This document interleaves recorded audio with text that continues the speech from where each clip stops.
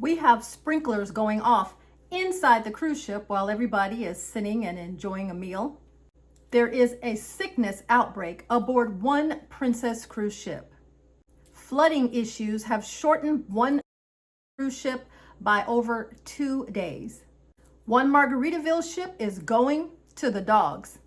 And MSC's brand new ship, World America, well, it's coming for Icon of the Seas in a big way. All this and more coming up next.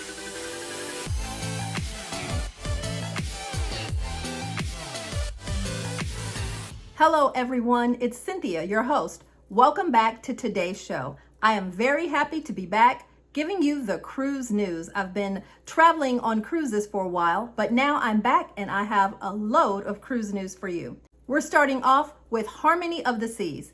On November 16th, the Harmony of the Seas was returning back to Galveston, Texas, when the Oasis class ship, well, it experienced the sprinklers coming on right in the middle of the cruise. On deck 5, right on the ship's Royal Promenade, the sprinklers came on and soaked everyone sitting there enjoying the bars and restaurants and venues. It has been reported that it only took the crew minutes to break into action and find out what the problem was and get the sprinklers turned off. But food service, and that did include room service, was suspended because it took all hands on deck to get this area cleaned and dry because the water soaked through carpets, furniture, and personal belongings. No one is completely sure of why the sprinkler system came on. There was speculation that smoke coming from the Sorrento's Pizza area could have triggered the sprinklers, but no one is completely sure. Now, this Oasis class ship that can carry over 6,700 passengers, there were no further incidents, and thankfully, the ship was able to continue on through their sailing. I am curious to know, has anyone ever sailed aboard the Harmony of the Seas? Tell me, when it's completely dry, what has your experience been aboard the Harmony of the Seas? The Adventure of the Seas has run into some problems, big problems, with flooding that's happened there in Spain while it is in dry dock.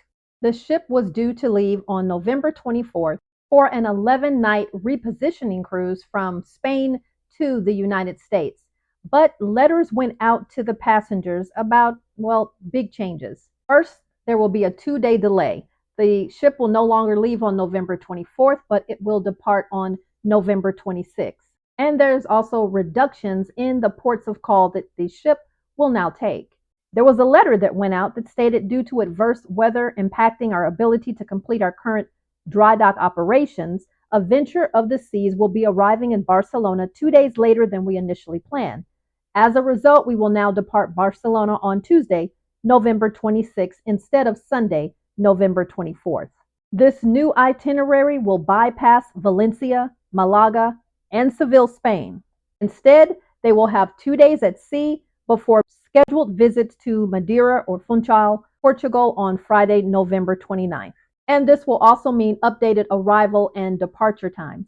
Now, Royal Caribbean is compensating passengers with flights and hotels because of this change and delay by reimbursing them for any shore excursions that they might have booked, and also for the value of the 2 days cruise fare and any prepaid gratuities or any other onboard things that they might have purchased. If the passengers' flights were affected, they can get a $200 compensation for domestic flights and up to a $400 compensation for international flights. And to help with hotel reservations, they can get up to $250 per night for 2 nights hotel accommodations. They can get that refunded. The cruise line has also agreed that the Crown and Anchor loyalty points will be given at the total of the cruise before the delay, so the full amount of the cruise before the 2-day delay took place. Some passengers just did not feel that this was enough compensation, and they called in to cancel their cruise, which they also noted was not mentioned or mentioned clearly in the email that they received. Passengers did note that it wasn't obvious by the letter, the email that they received, but you actually could cancel your cruise and get the whole thing refunded.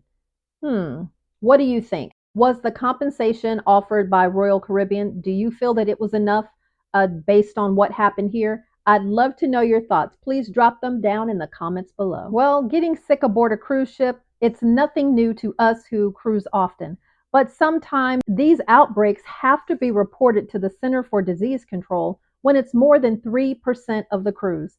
Unfortunately, that has happened aboard the Coral Princess. The Coral Princess was doing a 31-night trans-Pacific cruise from Singapore to Long Beach, California. Now, it is reported that 55 passengers and an additional 15 crew members have come down with what has been confirmed as norovirus. Unfortunately, this gastrointestinal disease that causes nausea and vomiting is very common aboard cruise ships, but not just cruise ships. It can be commonly found in restaurants, schools, and other places where lots of people gather. During this trans-Pacific cruise, in total throughout this 31 days, 70 cases of confirmed norovirus were reported. Now, this was 55 passengers and 15 crew members throughout the duration of the cruise. Fortunately, the symptoms usually last only between 1 and 3 days and usually correct themselves after that time. The Coral Princess did continue its voyage and it made it into Fort Lauderdale. And then the next scheduled cruise, which was November 17th, took place with absolutely no delays.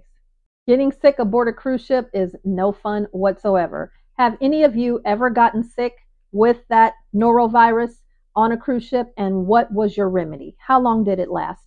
They're saying here that it usually between 1 and 3 days. I would love to know if that was the case for any of you. Please drop it in the comments below. I have 2 cruise news stories to go. But before we get there, I'd love to take this opportunity to invite you to subscribe to the channel.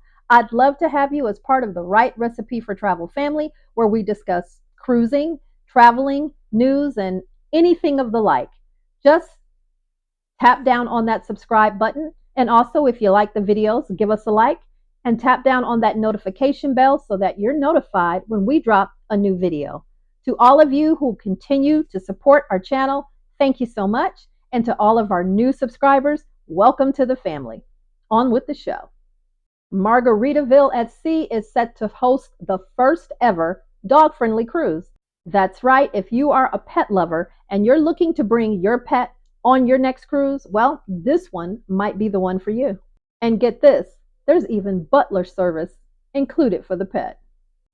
This cruise will hold over 250 dogs and their owners, and it will set sail in November of 2025 with Cruise Tales and Expedia Cruises of West Orlando. The Margaritaville at Sea Islander will depart from Tampa in November of 2025, and they're pretty certain that a wait list for the experience will happen, so don't hesitate. The ship will have an opportunity for 250 dogs to be aboard.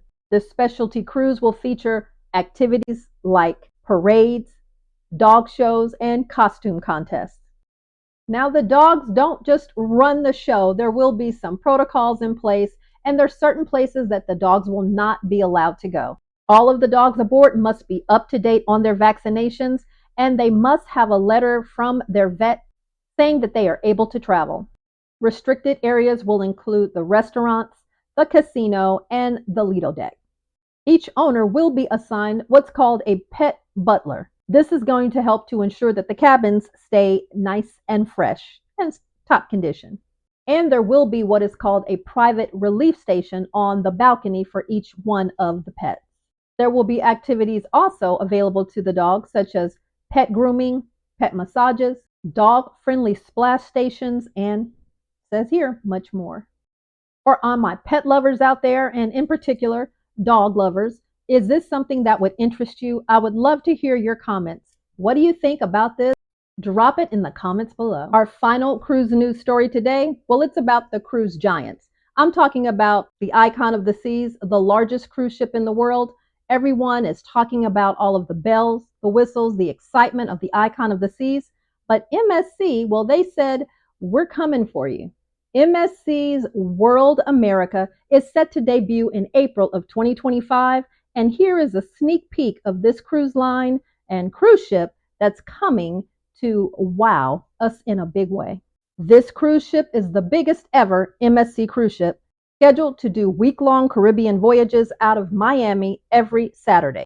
Now, the ship is currently being built at the shipyard in Saint-Nazaire, France. and it's really something to see. Here are some of the pictures of what we can expect from this huge MSC ship. There are 20 decks aboard MSC World America, which is just as tall as the Icon of the Seas. Now, it is just a bit smaller than the Icon of the Seas, measuring in at nearly 216,000 gross tons. This will be the world's 8th largest cruise ship when it debuts, and it will be able to hold 6,762 passengers. Just for reference sake, the Icon of the Seas is 248,863 gross tons, and it can hold 7,600 passengers. On the top deck of this ship, there will be a very large family zone with a giant water park and a ropes course. This area is called the harbor. This is to target families in a way that MSC Cruise said they never have done before, with a mix of water and non-water attractions, grab-and-go food options, and a lounging area. There are 3 massive water slides that cascade down from the ship's highest deck to a landing area below. And there will be a 4th smaller water slide for young children, not far from the other 3 bigger ones. There will be a themed playground for kids that's modeled after the lighthouse at MSC's private island in the Bahamas, Ocean Key Marine Reserve.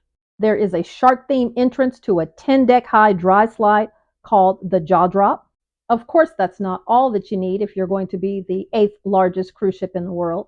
MSC World America will also hold 6 pools and 14 hot tubs.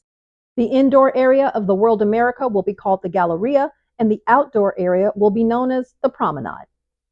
The World America will have the largest MSC Yacht Club, which is the luxury ship within a ship concept in North America.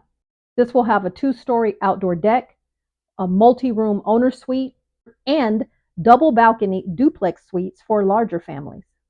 Representatives from MSC Cruise Lines say that this ship is going to be 40% more attuned to the American market, changing from their classic European style and adding more things that appeal to American cruisers, more bars, more restaurants, more lounges, more family areas, so that they can compete over here in the US market.